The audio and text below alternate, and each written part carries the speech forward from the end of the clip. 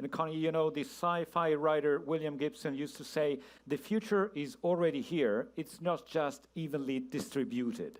And also climate change is already here, but its consequences are not evenly distributed. We heard yesterday young activists at the pre-COP and U4Climate saying Africa produces 3% of all the global emission, but suffers some of the most severe consequences in terms of erosion of lands, desertification, and all the social consequences on this. But there are other countries that are looking very carefully at the future and moving decisively in, hopefully, the right direction. Indonesia has been already mentioned by Sandra Breka from the foundation before, and we are really pleased and we are happy to have today one of the most remarkable personalities in the economy, but also in the social space of Indonesia, which is Ilham Habibie, who's the chair of Habibie Center. And we really thank you for joining us. It's very important to have a point of view also from you and your experience. Please, the floor is yours.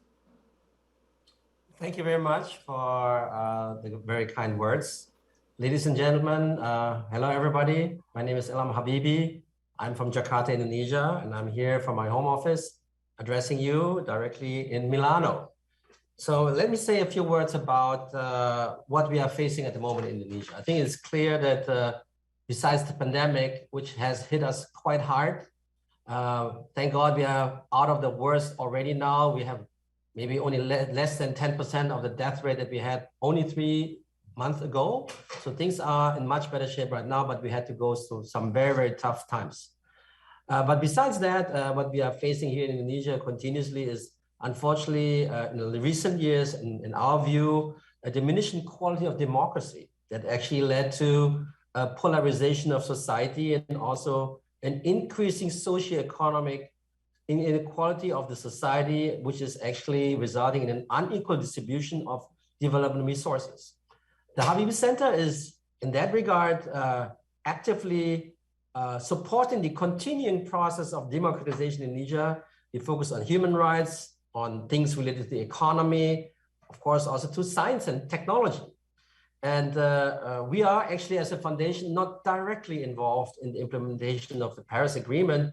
However, the proper implementation impacts all the three aspects that I mentioned before, because they are all correlated to democracy, which I will explain later. We see as a major point to implement things related to climate action in a proper and fair and just way.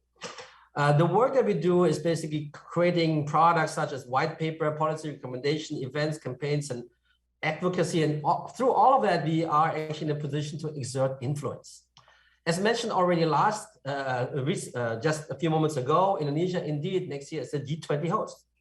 There are a lot of countries within the G20 which are in a similar position like Indonesia, and Indonesia in that regard faces challenges, really challenges, not small ones, to implement the Paris Agreement goal, and they are of a political, economical, but also technological dimension.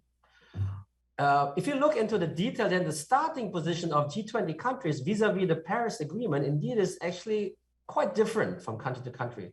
Therefore, needs and contribution will differ as well.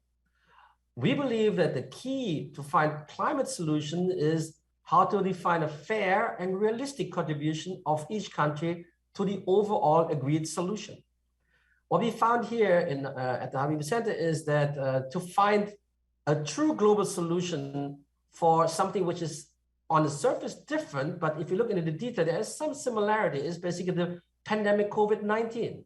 If we look at the situation globally, then it looks like a little bit like patchwork because of the lack in commonly agreed direction and some ego-national behavior. If you conceive the climate crisis as being, say, a very slow pandemic because of its omni-impacting nature, we can actually learn from the successes and challenges that we have faced and we are still facing, how we all together in this world deal with COVID-19. What does work, what does not work in general? Climate crisis is not the same like pandemic, of course, but there are, I think, some valuable lessons that we could learn from that. And finally, I'd like to underline that it is our belief that through democratization of all aspects of development resources which will be equally accessible and therefore justly distributed, that only through that sustainability can be achieved to truly eradicate poverty, hunger, discrimination nationally and also globally, which is, we believe, a fundament to achieve, to get a solution for the climate crisis.